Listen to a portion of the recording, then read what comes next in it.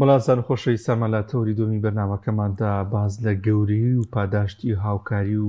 کۆمەکردنی یەکتری دەکەین لە نێوان مسلماناندا. گفتوگۆی بابەتە دەکەین لەگەڵ مامۆستا محەممەد ئەحمەد مامۆستای ئاینی. مامۆستایان زۆر بەخێر بین. مامۆستایان حتمما خۆی باڵا دەست لە ئاەتەکانی قورآنی پیرۆزداوە فرمودەکانی پێغەمبەری عەزیزیشمان صلی الله علیه وسلم چەندین جار باز لە گەورەی بەخشین و گەورەی هاوکاریکردنی نێوان مسلمانانی کردووە. چ پاداشتێک بۆ ئەم کارە گەورەیە؟ بسم الله الرحمن الرحيم. الحمد لله رب العالمين والصلاة والسلام على خير خلقه محمد وآله وصحبه أجمعين. بناوي خوي بخشندو مهربان درود وصلاة لسرجاني باكي في غمرمان صلى الله عليه وسلم ولسر يارو يا ولان وشون كوتواني تاروجي دوائي ديارة دس خوشيتان ليكن برنامج كا لقلب الرستانا تشكي بخينا سر أو بابتا خوي رب العالمين خوينا وناوى الرحمن الرحيم، يعني كلنا وجوانا كان خوي جورة بخشندية أو ندى جورية أو ندى بخشندية فضلوا جورية بخشندية وهروها بيداني يرمتي وكومكي ببريان وخشكاني إيمان دار بتايبتي مسلمانان لبيني يكترين دا خوي رب العالمين أم بيام بيروزي كناردوا قرآني بيروز رحمته والرينمائية ولو قرآن بيروز دا بشندها آيتي بيروز باسي إنفاق بخشين وهروها يارمتي وكومكي يكترينك وبتايبتي درباري فقير وهجار كان كم درامة كان أواني كالجيانيان دا بيويسيان بيارمتي وكومكي هي قورترين كومكي كيج أويا كإنساني إيمان دار بتايبتي إيمي أمتي بيغمر صلى الله عليه وسلم بتوانين لو آستيابين لروانقي قرآني بيروزوا سيري بخشينو وهروها تعاونو وهروها تبرعات وهروها إعطاء يعني بيدان كأم وشجوانانا لقرآني بيروز دا واردن لشوينك يا أخوي قولا فرمي وأنفقوا في سبيل الله لبيناوي پروردگارا شد ببخشن ايوه ببخشن لشوينك ناكا بو با پيامي زور قورا بو با ياسايكي زور جوان كخوي قورا داومان ليئكا فرمي وتعاونوا على البر والتقوى ولا تعاونوا على الإثم والعدوان. خوي رب العالمين آوا بمن باس أكاكا فرمي ايوه هاوكارو يارمتي دري يقبل لسر چاکە و چاکە خوازی یارمەتی دەری یەک مەبن هاوکاری یەک مەبن لە گوناه و تاواندا. ئەگەر ئەمڕۆ کە ئێمە سەیری دنیای ئێستا بکەین بۆ ماوەی 100 ساڵە بێت دژمنانی ئیسلام لە بەربەرەکانی و یارمەتیدانی یەکتریندان بۆ لێدانی ئیسلام هەمووشمانی بینین ماڵوێرانی فەقیری هەژاری دەستکورتی ڕوخانی ماڵ و جێگە و ڕێگە و خەسەخانە و قوتابخانە و مزگەوت و ماڵ و جێگەی مسلمانان لە عالەمی ئیسلامی 100 دانە ساڵە بەدەست دژمنانی ئەم ئیسلاوە ئەناڵێن. بەڵام الحەمدولله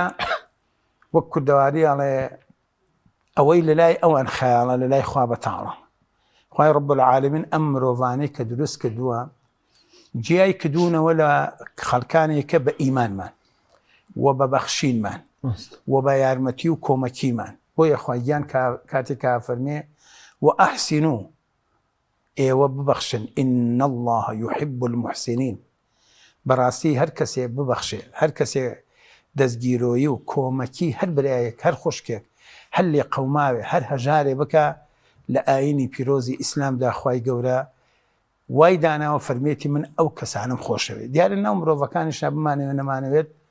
چینی فەقیر و هەژارمان هەیە. خوای رب العالمین بە کۆمەڵێک ئەبەخشێت بە کۆمەڵێک کەمتر ئەبەخشێت. کۆمەڵێک پێویستیان پێبێت کۆمەڵێک پێویستی نییە بەڵکو ئەی بەخشێت بەڵکو بەخشین و سەدەقە و خێر و ئەم بابەتانە لە ئیسلامدا لە بابی خێرکردن و چاکەکردن و ئەمانە بووە بە فەرز. بۆیە زەکات لە ئیسلامدا فەرز کراوە بۆ ئەو چینانەی کە 8 چین لە قورئانی پیرۆزا باس کراون و بە تایبەتی تریش لەوانەی کە خوای گەورە فەرمی ئینەما الصەدەقات للفقراء والمساکین والعاملين عليها والمؤلفة قلوبهم وابن السبيل وفي سبيل الله كآتك هر هج بشكي باس كدولا سورة توبة أوي كزور قرنقا لقرآن بيروزا حكمة لا فرس كدني زكاة يارمتي بو أوي خلقاني كي لواني دس يعني شيء تمام كمسلمان بلا بخاي قولا فرزي كد بفرس فرمي واجب لسشان بوي يكيك لركنكاني إسلام لو بينجا زكاة دانا كواتاني بلام لوش كقرنتر أوي خاي قولا فرمي ديبو كيه للفقراء والمساكين أمدو تشينا أمدو جورا لمروفا كان لنا وكومالقا زورا هجارن يا هي هل هي تشينية أوانشي كبتايبتي إسل عالمي إسلامي دا ليان قوماوة ماليان رخاوة بو تيكينان كابراك لغزة كبشاني دا أيود بانزر رجل لتنانك من أخوادوه كيسي آدي با سرشانه كوريقته ولا خير خوازان كأويج أو خير خوازان ديال الزوبي العالمي إسلامي الحمد لله كبخشين وكشندها رخراوي كديش مانن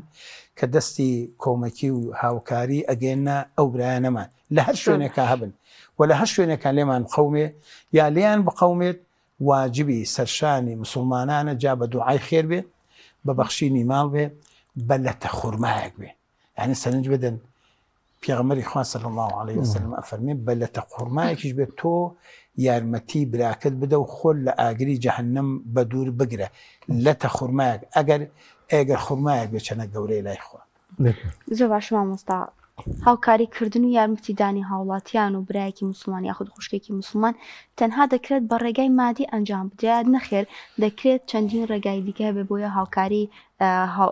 موسڵمانان بکەین هاوکاری خزمان و دۆستانمان بکەین هەروەک پێغەمبەر دوردی خوا لەبێ دەفەرمێت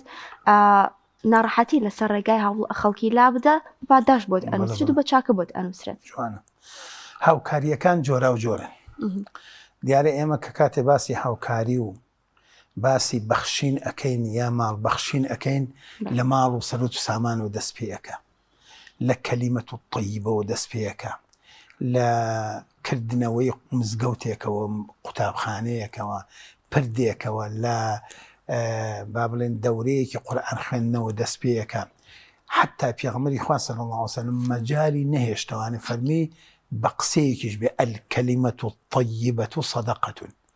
کابرای زۆر بەمان هەیە لە مسلمانان لەوانەیە توانای مادیان نەبێت بەڵام ئەتوانن بە قسەی خێر و بە دوعای خێر و دەستگیرۆی و دڵنەواییکردنی ئەو مسلمانە ئێسێمە زۆر بەمان زۆر جاری وایە چینە لای نەخۆشێک سێرێکی کابرا هیلاک و ماندووە نەخۆشە ئازاری هەیە تۆ بە قسەی خێر بۆیە پێغەمبەرمان صلی الله علیه وسلم ئالەو کاتێشە ئەفەرمێ قسەی چاک بکەن يعني وەک چۆن ئەڵێ هاوکاری ئەم برایە بکە فەرمون پێی بڵێن چی لا بەئسە تەهورون براکەم ئینشاء الله ئەمە پاکەرەوەی و هیچ نییە يعني قسەی خێر و هەروەها ئێمە ئێستا کە دوورین لە غەزەوە زۆربەی مسلمانان یا لە مسلمانانی ڕۆژهەڵاتمان یا لە مسلمانانی لە هەر شوێنێکی ئەم جیهانەدا هەبن کە ئێمە ناتوانین دەستمان نانگاتێ ئەی بەچی بە دوعای خێر چونکە دوعای خێر و هەروەها قسەی خێر و هەروەها کردنەوەی مەشروعەیە یا مسلمانێک دەستی ئەڕوایسە کۆمەڵە لەو برایانە لەکوێن لە ئەفریقا چەند بیر لێدەن یعنی تۆ لە سیر کە ئەم بیرە کە لێ ئەدەی خێریکی زۆر گەورەیە کابرا لە بێئاویە لە تونێتیە چەند کیلومەتر لە ڕێگا ئەگرێ کەواتانە شێوازەکانی خێرکردن ئەنواعی الصەدەقات ئەنواعی زۆرە کەواتان مزگەوتکردنەوە هەمان هەیە و هەروەها بیر لێدانمان هەیە و هەروەها قسەی خێرمان هەیە و هەروەها دوعای خێرمان هەیە هاوکاریکردنی و هەروەها لەگەڵ یابی لەگەڵ ئێستا ئەمڕۆکە ئێمە ئەوەی گەورەترین کێشەی عالەمی ئیسلامی ئەم تەفەڕق و يعني وەک چۆن ئەڵێ ڕاجعیەکانە ئێمە ئەبێ یەک بین واعتصموا بحبل الله جميعا همومان یەک بین یەک قسە بین بەرامبەر بە دوژمنێک کە هاتووتە سەر وڵاتی مسلمانان سەروەت و سامانمان ئەخوا ئەگە سەرنج بدەن حەچی لێدانێکی حەچی تارەیەکی ئەم وڵاتە غەربیانەیە کە لە وڵاتی ئیسلامەدا لە شوێنە ستراتیژیە ئابوووریەکانەدا بۆ لەبەرەوەی کە نەوت نەبێ لەبەرەوەی کە مەسمع نەبێ معمەل نەبێ جێگەیەک نەبێ شوێنێک نەبێ قوتابخانە نەبێ کارەبان نەبێ شوێنی ئاو تەسفێر نەبێ معمەلێک نەبێ ئیش و کاری مسلمانە ببرا بەڕێوە کاتە تۆ لێرەدا ئەتوانی بە دوعای خێر ئەتوانی بە هاوکاری ئەتوانی بەوەی بڵێ قەت وەکو ئەوەی ئێستا کە لەناو خەڵکیدا هەیە هەندێک خەڵک پشتگیری جووی خوانە ناسەکەن یعنی هەر بە قسەیەک بە نیوەی کەلیمەیەکی بێ تۆ چۆن تاوانی ئەم هەموو کەسە فەقیر و هەژار و ئەم هەموو ژن و منداڵە ئەخێتە سەر شانی خۆت یعنی نابێ ئەبێ یەک قسەمان هەبێ بڵێن بەڵێ ئێمە لەگەڵ ئیسلامین لەگەڵ مسلمانانین لەگەڵ چینی هەژار و فەقیرەکانین بەڵێ ئەوسا خۆی گرنگترە حتمەوە جنابیش ئاماژت پێکرد لە هەموو کات و ساتێکدا کاری بەخشین گەورەیە بەڵام لە کاتە سەختەکان تا لە کاتی شەڕ و ناخۆشیدا ئەم دۆخی کە ئێستا هەیە بوون لە وڵاتی ئێران برایانمان بوون لە ڕۆژهەڵاتالان شوێنێکی دیکەیابێت لە ناڕەحەتیان لە گرانێکی هێجگار زۆران گرنگە وەکو چۆن سەردەمانێک گێمە ئەوان هاوکاریان کردین و جێگە و ڕێگە و خوارد و شتێکیان بۆ داوین کردین لە پێشووتردا کی بابارانی هەڵەبجە بۆ یان حاڵەتێکی دیکە بۆ ئێمەش بۆ وەفابن بە شاز لە شازەکان بتوانین هاوکارە من هەر چەنە دۆخی ئێمەش باش نییە لەوەی بێموچەی و زۆشتی دیکە بەڵام هەر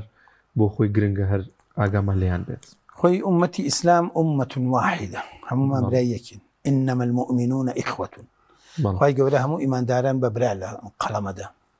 و هەروەها خی پەروەردگار بە ئام ئەفەرمێ ئێوە چاکە خواز بن ئێوە هاوکاری یەک بن ئێوە دەستگیرەی ئەو برانەتان کەن لە هەر شوێنێکە هەبن و بە تایبەتی من ئەوەی کە ئێستا ئەبینین لە وڵاتی ئێران بابەتە سیاسیەکەی بخینە ئەو لاوە بەڵام ئەلمهم دراوسەیەکمانە دراوسێکەشمان هەر چۆنێک بێ ئیدعای ئیسلامەتیەکان ئێمە نحن نحكم بالظواهر والله يتولى السرائر ئێمە حکومە ظاهیرەکەن وڵاتی کوردستانمان سەرتاپای الحەمدولله ئیسلامە مسلمانە واجبی سەرشانمانە کە ئەمڕۆ کە ئێمە دڵنواییان کرد بڵێن سەبرگرن ئارام بگرن و چیتان پێویست بوو وەکو چۆن پێشتر یارمەتی ئێمەتاندا لە کۆڕەوەکەیە من لەبیرم دێ من مسلمانی وا هەبە و تێتی واللهی یەک دینارم پێ نەبووە ڕۆشتومەتە ئەوێ فەردێ ئاردیان بە قەرز داومێ قەرزەکەیشم داوەتەوە بەڵام ئەو برایە کە بۆ منی گێڕاوە نزیکمە وتی واللهی لە دوایە کە گرانی کەوتە سەرشانی ئەوان من لێرەوە تەنەکە ڕۆن برنج شەکر چام بردووە بۆ ئەو برایە لە بانە یعنی واجبی سەرشانمانە ئێمە ئێستا خەڵکانی یا دەنگۆیە یا با بڵێن ئەعلامەکان ئەمانە کە ئێستا کۆمەڵێک لەناو وڵاتی کوردستانی ئێمە هەن دژ بە ئیسلامن بدەوێ نەدەوێن یعنی یەنن بە کۆمەڵی قسە و قسەڵۆکی ناشرین ئێیانەوێت ئێمە وا بکەین کە پشکەینە براکانمان لە ڕۆژهەڵات لە کوردستانی ڕۆژهەڵاتمان یا لە کوردستانی ڕۆژ ئاوامان یا لە هەر شوێنێکی ئەم وڵاتی ئیسلام بۆیە مسلمان هەموو کاتێ حتا عولەما ئەفەرمون چاکەکردن و بەخشین و هاوکاری غەیری ئیسلامیشە دروستە جا چ جای کابرا مسلمان بێ یعنی ئەمە ئێستا ئیمامی عومەر ڕەزا و ڕەحمەتی خوای لەوێ کابرای گاور ئەبینەیە کە هیلاک بووە ماندوو بووە پیر بووە وەکو شێوازێک خەڵک گاڵتەی پێیەکە فەرمی ئەمە چییە بۆ وایە فەرمی قوربان ئەمە گاورە هەتا توانای هەبوو سەرانەی ئەدا بە ئیسلام ئێستا توانای نماوە ئەوەتە کەوتۆتە بازار فەرمی دە ئیتر ئێمە ئەبێ واجبی سەرشانی ئێمە یارمەتی ئەوان بین ئەوانی غەرب کە ئێستا بە حساب ئەڵێن ئێمە یارمەتی خەڵکە دەین و مافی مرۆڤ و ئەم شتانە سەرچاوەکەی ئەو پیاوە گەورەیە لە ئیسلامدا کە توانی موچێک بۆ ئەوانش ببڕێتەوە کاتە نابی ئێمە پەشێمان بین یان دڵسات بین یان قسە خەڵکانێ بچێ بە گوێمانە بڵێن وەڵا وڵاتی ئێران باوای لێبێ با خافر بێ با فەوتێ باوای لێبێ ئەم جۆرەشتانە لە ڕوانگە ئیسلامەوانە هیچ کاتێ ئیسلام مسلمانان تەمەنای شەڕ و ئاشوبە و ماڵوێرانیان بۆ هیچ کەسێک نەخواستووە و هەر کاتێک دوژمنانی ئیسلام دەست پێشخەریان کرد بێ لە شەڕ و ئاشوبە ئەنجا ئیسلام بەرپەرچی داونەوە نەک ئیسلام ڕۆشت بێتە سەر ماڵی خەڵک بیان ڕوخێنێ بیان کوژێ لە ناویان بەرێ ژن و مناڵیان بکوژێ وەکو ئەوەی ئێستا کە لە غەزای ڕۆئەدا کە ئەوەی جوولەکە کە چی فیشەک و تۆپ و تاری هەیە سەرتاپای دووەلی غەرب هاوکاری جوون بۆ کوشتن و بۆ لە ناوبدن و بۆ وێرانکردنی وڵاتی مسلمان نەخێر بە هیچ جۆرێک ئێمە پشت ناکەینە براکانمان لە کوردستانی ڕۆژ ئەهەڵات هاوکاریانە بین و پێشیان ئەڵێن سەبر بگرن ئارام بگرن خۆتان مەشڵەژێن ئینشاء الله خوای گەورەش إن مع العسر يسرا لدواي أمنا راحتيش إيوش أكون راحتي وإن شاء الله ولا راحتيش عن إستا يعني زور بي أبرانا من برا يوم لي هوتي والله برا بيويز بم هاتو تناك بخوانان هيا صمون خانة هيا شد هيا بس شيء دجمن إيويتي إشاعي فوضابك دائما آشو ببنيته دائما بإعلام وبركنام وبمشتانية هاشوهوش دروس كان ناموس ومانانا أمن ئاسایش و استقراری وڵاتێک بشێ. زۆر باش مامۆستا دوو خولەکمان لەبەر دەسا ماوە پرسیارێک ئەەکەم هەندێک کەس هەیە زۆر جار لە مووقیفێکدا دەکرێت بە کەلیمەیەک بە قسەیەکی جوان پاداشتێک بۆ خۆی بەدەست بخات بەڵام دەڵێت من ئیلاقەم چییە پەیوەندی بە منەوە نییە ئایا ئەم جۆرە کەسانەی کە هاوکاری کەس ناکەن یارمەتی کەس نادەن نابەخشن ئەمانە چه سیفاتێکیان هەیە یاخود چ هۆکارێک لە پشتیانەوە هەیە ئەوە ئەکات کە نەبەخشن و دەستبڵاو نەبن بەرامبەر بە مسلمانان ئەو منعکردن و یان قەدەغەکردنی خەڵکی لە بەخشین صفەتی منافقەکانی سەردەمی پێغەمبەر بوون صلى الله عليه وسلم كانوا لا تنفقوا على من عند رسول الله صلى الله عليه وسلم ما بخشل ما عندنا ماچن ساديانا كنا هلا جنگي احد لجنگي خندقه لجنگي بدره لحموكات الدوري كي باڵیان بینی ولا زعزع ولا ئاشو بەنانەوە بە خەڵکی بڵێن من حەقم چیە بەسەریەوە دەستگرە بە کڵاوەلەتەکەی خۆتەوە کاکە وان نییە ئیسلام هەموو شتەکانی بەدەستە جەمعیە يعني سنج بدە لە قورآانی پیرۆزە لە سوورەتی فاتحەدا خوای گەورە فەرمێ ئیاکە نەعبود وئیاکە نەستەعین ئیهدینا الصراط المستقیم گیان هیدایەتمان بدە بۆ سەر ڕێگەی ڕاست ئەمە ئیسلامێکی جوانە کە فێرمانەکە هەموومان بەدەستە جەمعیەوە جوانین بە کۆمەڵەوە جوانین بە یەکریزیەوە جوانین بە دەستە جەمعیەوە جوانین لە نوێژمانە لە عیبادەتمانە لە سەفی خێر و چاکە لە هەموو کارەکانمان پێغەمبەر فەرمی صلی الله علیه وسلم ئەو دراوسەی بزانێت دراوسەکەی بێشێ و سەری ناوەتەوە ئەمیش ئەزانێت توانای هەیە یارمەتی بە نەیدا بێ ئیمانە يعني نابێ ئەو کەسانە وا بکەن هیچن نەبوو قسێکی خێری بۆ بکە هیچن نەبوو بچۆ سەلامێکی لێ بکە يعني لە ئیمامی عەلی ڕەزا و ڕەحمەتی خوای لێبێ سێکولێری هەبوو خوای گەورە ئاەتی نادە خوارەوە لەسەر ئەمە کە ئەم سێکولێری بەخشی بە هەتیوێ بە مسکینێ بە ئەسیرێ خوای رب العالمین ئاوا باسی بەخشین و هاوکاری و قسەی خێر و ئەمانەما بۆ زۆر سپاس دەکەین بەڕێز مامۆستا محەممەد ئەحمەد مامۆستای ئاینی خوا بەخێر بێت سەرکەوتوو بنێوەژ انشاءالله